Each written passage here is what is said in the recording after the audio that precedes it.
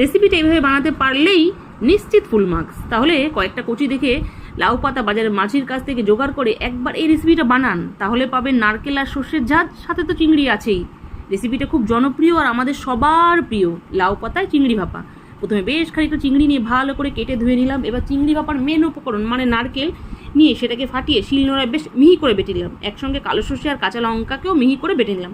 বাস, এবার কাটা চিংড়িগুলোকে একটা থালার মধ্যে নিয়ে বেশ একে একে সর্ষে বাটা, নারকেল বাটা, আন্দাজ মতো নুন, হলুদ আর সর্ষের তেল দিয়ে ভালো করে মেখে নিলাম।